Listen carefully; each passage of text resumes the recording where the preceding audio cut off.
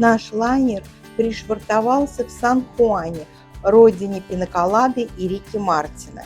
Это столица и крупнейший город Пуэрто-Рико. Христофор Колумб стал первым европейцем, вступившим на остров Борикен. Так его называли коренные жители Таино.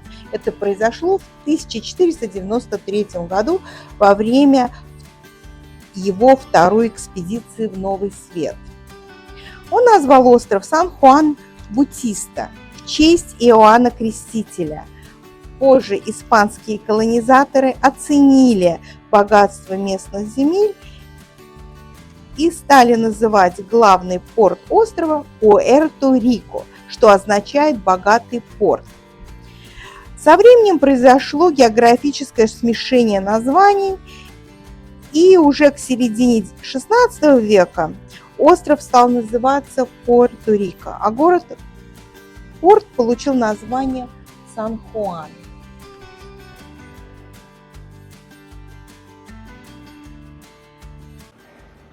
Наша экскурсия начинается со старого Сан-Хуана. Мы проезжаем здание в мавританском стиле, это Каса де Испана. Оно принадлежит частной организации, объединяющей потомков испанцев, живущих на острове.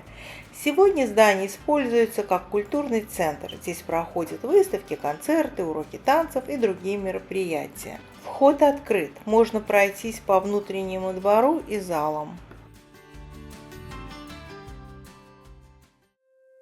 Первая остановка нашего экскурсионного автобуса у здания Капитолия, официальной резиденции законодательной власти Пуэрто-Рико. Здание из белого мрамора, выполненное в неоклассическом стиле, было открыто в 1929 году. Купол с ротондой и колонной выглядят очень впечатляюще, прям как в Вашингтоне. Здание имеет два фасада – восточный, где мы сейчас и находимся, и западный, с видом на Атлантический океан. Над портиком восточного фасада выгравирована фраза на испанском, которую я попробую перевести на русский: «Закон свободы и достоинства превыше всего». Прямо напротив Капитолия находится аллея президентов. Это серия бронзовых статуй в натуральную величину, посвященных американским президентам, посетившим Пуэрто-Рико во время своего пребывания на посту. Каждая статуя сопровождается табличкой с информацией о визите соответствующего президента.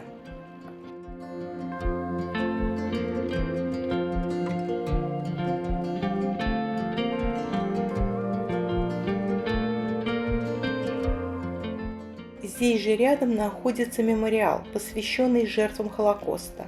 Он называется «В тени их отсутствия» и был открыт в 2012 году. На изогнутом листе стали вырезаны силуэты мужчины, женщины и детей. Они символизируют утраты целых поколений, уничтоженных во время Холокоста. За ними отбрасывается тень, как напоминание о тех, кого больше нет. На стальном полотне надпись на двух языках – испанском и английском. Пусть 6 миллионов свечей осветят тьму этих незавершенных жизней. Вокруг памятника размещены информационные панели, рассказывающие об ужасах Холокоста и подвигах праведников народов мира, тех, кто рисковал своей жизнью, спасая евреев. Также здесь уделено внимание 17 пуэрториканским паломникам, погибшим в результате теракта в аэропорту Лот в Израиле в 1972 году.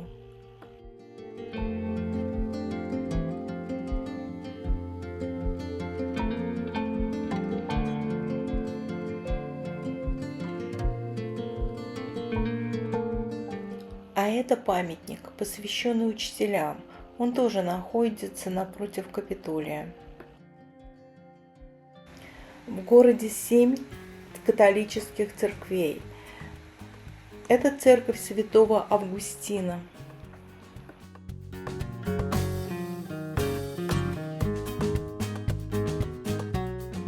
А это красивое здание, похожее на дворец, школа тропической медицины. Оно было построено в 1926 году. для исследований тропических болезней. Позднее стало частью медицинского факультета Университета Пуэрто-Рико. Здание считается историческим памятником и охраняется государством. Наш автобус остановился на пляже Кандадо, возле Пуэрториканской аллеи славы. Здесь можно увидеть имена актеров, певцов и, конечно, звезду самого Рики Мартина. В Пуэрто-Рико разрешены петушиные бои. Они называют это джентльменским видом спорта. В Соединенных Штатах, конечно же, они не разрешены. Вот мы подошли сюда.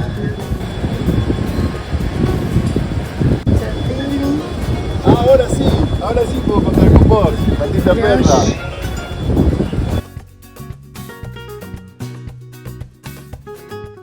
Все пляжи Пуэрто-Рико являются общественными и бесплатными. По закону они принадлежат народу. И даже очень престижные и дорогие отели обязаны обеспечить доступ к пляжу.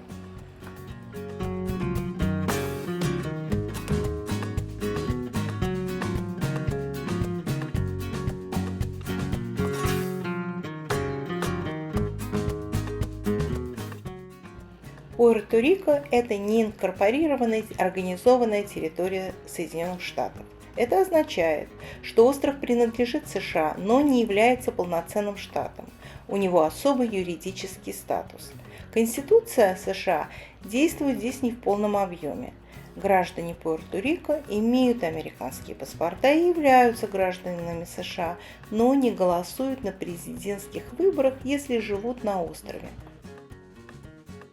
Мы сделали короткую остановку, чтобы взглянуть на небольшое, но стратегически важное укрепление – крепость Сан-Херонимо.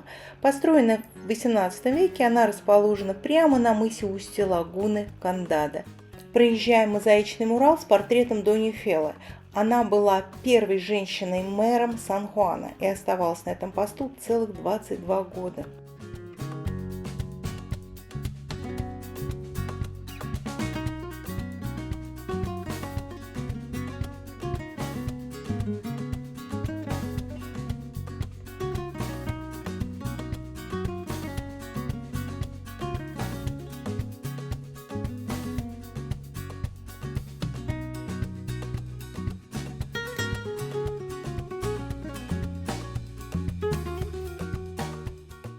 Возвращаемся в старый город и опять проезжаем Капитолий, только уже с обратной стороны, со стороны Атлантического океана. Над портиком выгравирована знаменитая цитата из речи Авраама Линкольна. Переводится как «Власть народа, избранная народом и для народа, не исчезнет с лица земли». И прямо напротив западного фасада Капитолия стоит статуя Иоанна Крестителя, святого покровителя Сан-Хуана.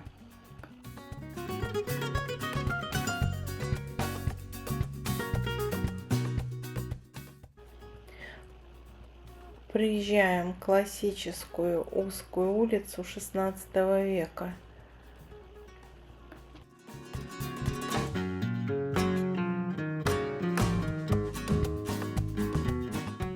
Вот в этом районе у моря снимался широко известный клип. Despacito, suave, suavecito. I don't know if you heard it before.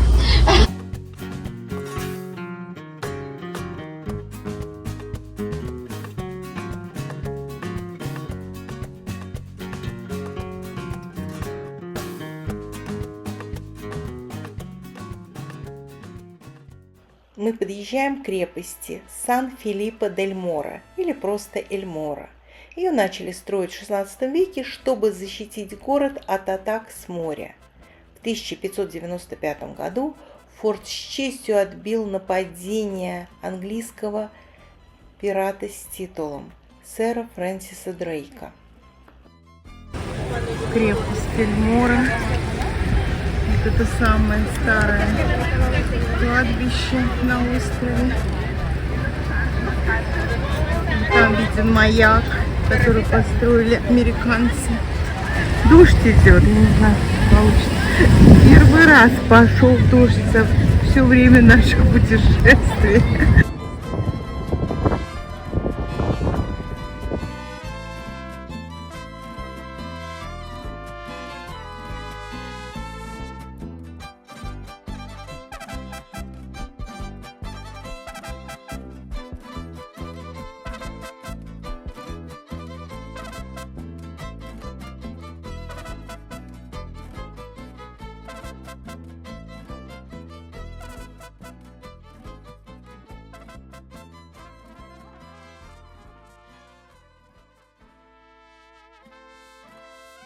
Я захожу в сторожевую башню.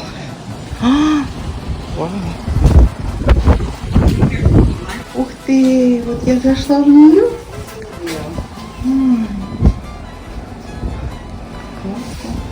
Она такая высокая. Запуск воздушных змеев на этом лугу перед крепостью стал настоящей традицией для местных детей. Ветер с Атлантики здесь почти никогда не стихает. Мы все еще находимся в исторической части старого Сан-Хуана и сейчас проезжаем мимо самой большой крепости, построенной испанцами в новом свете – Кастилью Сан-Кристобаль. Эту крепость начали строить в 1634 году, и работы длились почти 1,5 века. Она защищала город от атак с суши. Над крепостью развиваются 3 флага. Это флаг США, флаг Пуэрто-Рико и белый флаг с красным крестом. Это старинный испанский военный флаг, который использовали здесь во времена колониальных войн.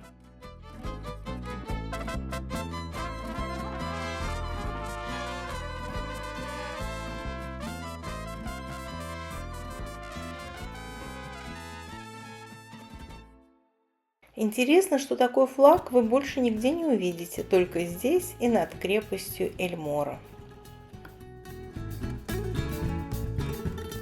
Перед нами элегантное серое здание – это первое казино в Сан-Хуане, построено в 1917 году. В настоящее время там проходят свадьбы, концерты и культурные мероприятия.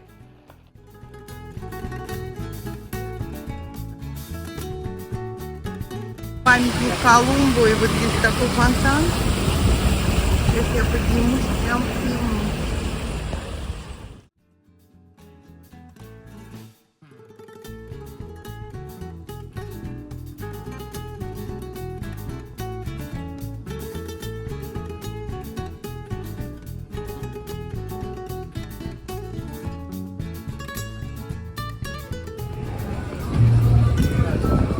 Это оригинальный камень.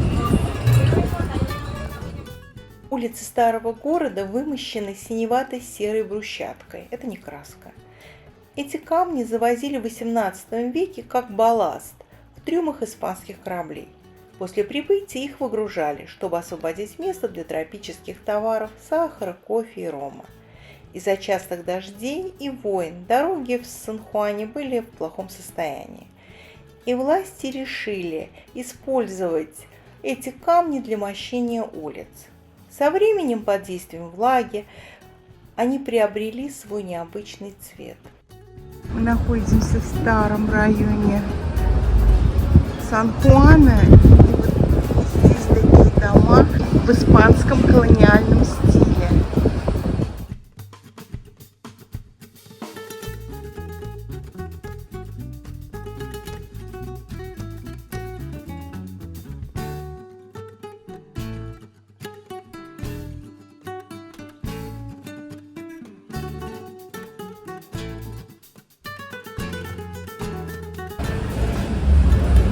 Мы подошли к знаменитому месту Барачино. Я уже говорила, что Сан-Хуан является родиной Рики Мартина и пинаколады.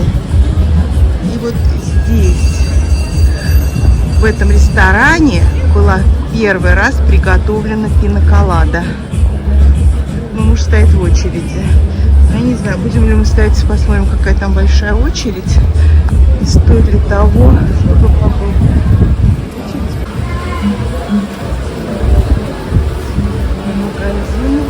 вот все стоят, чтобы попробовать эту знаменитую оригинальную пинаколаду. И там же также можно попробовать аутентичную еду. Это называется мопонго.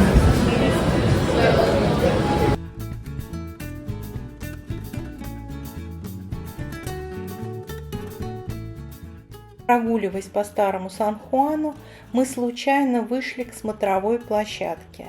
Она прячется позади ресторана Барачино, на части старой крепостной стены Пасео дель Моро. Сторожевая башня закрыта, а жаль.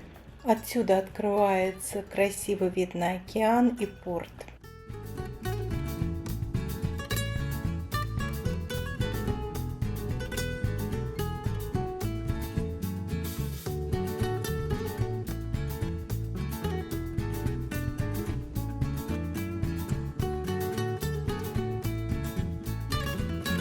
Мы заходим в парк, и здесь можно купить еду и кормить голубей. Как бы мне на него не наступить, они прям ходят здесь под ногами.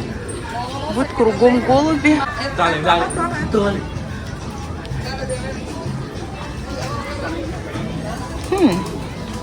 Вон их здесь сколько.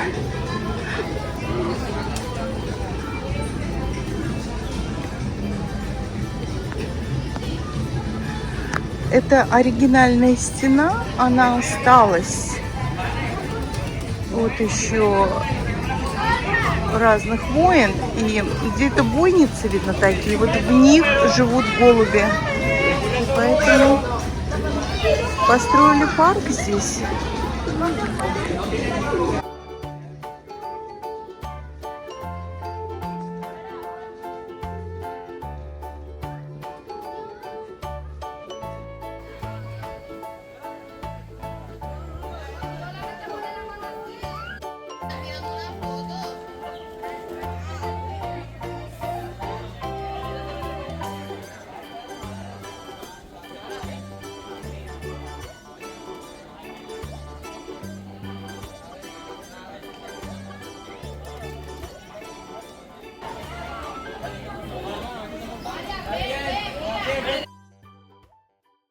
Гуляя по уютным улочкам старого города, мы вышли к интересному зданию. Это Банко Популяр.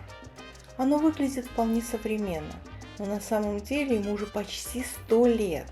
Построенное в 1939 году, это было первое высотное здание, или, как его тогда называли, небоскреб Сан-Хуана.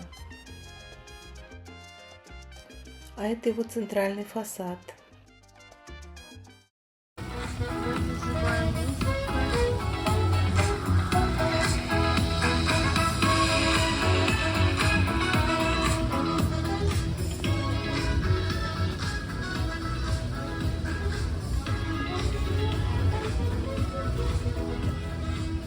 Невозможно пройти мимо этого красивого, элегантного розового здания. Это USA Custom House. Здесь расположен офис таможни и пограничной службы США. Здание было построено в 1931 году в стиле испанского возрождения, а розовым оно стало в 1937 году, когда глава таможенного сбора Джанет Уитмор решила покрасить все таможенные здания на острове в свой любимый цвет. Мы вернулись в порт, стоит наш лайнер.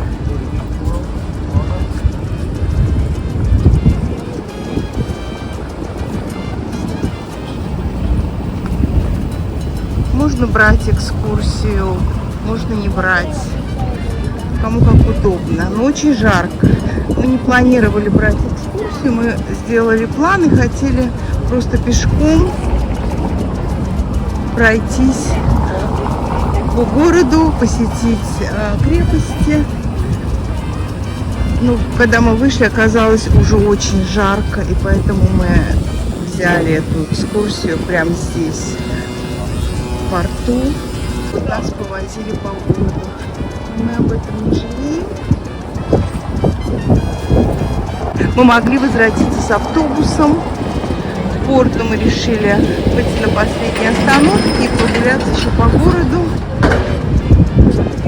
Периодически идет дождь, но он такой приятный дождь. Когда он идет, сразу становится немножко прохладно. Мне не хочется заходить на борт лайнера, хотя мы уже вот он здесь рядом. Здесь так все симпатично, такая вот приятная набережная. Сейчас после дождя подул ветерок и уже не так жарко.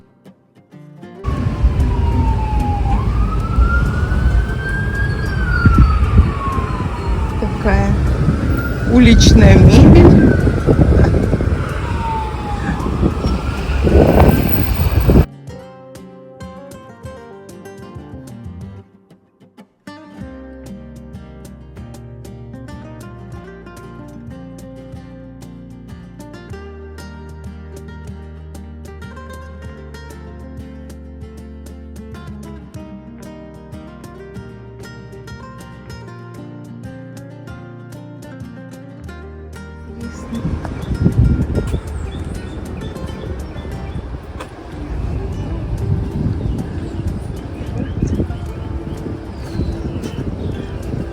Лайнер можно снимать бесконечно.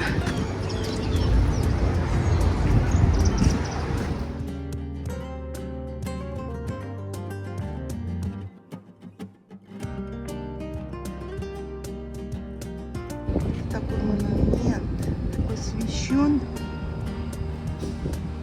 морякам, которые погибли на вот этом корабле. С палубы нашего лайнера открывается отличный вид на крепость Сан-Кристоболь. Даже флаги видны, те самые, про которые я говорила, когда мы проезжали мимо.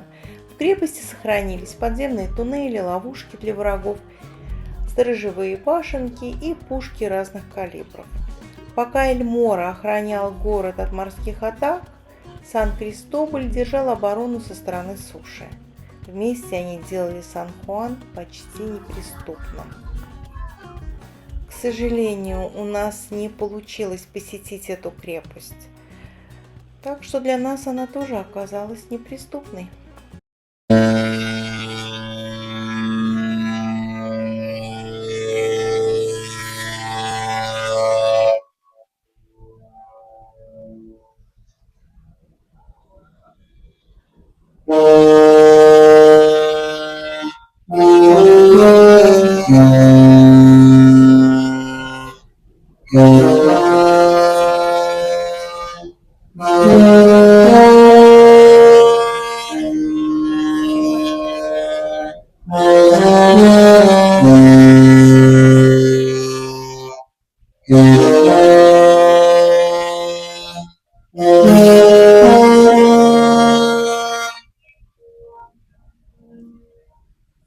Этим гудком наш лайнер прощается с городом Сан-Хуаном.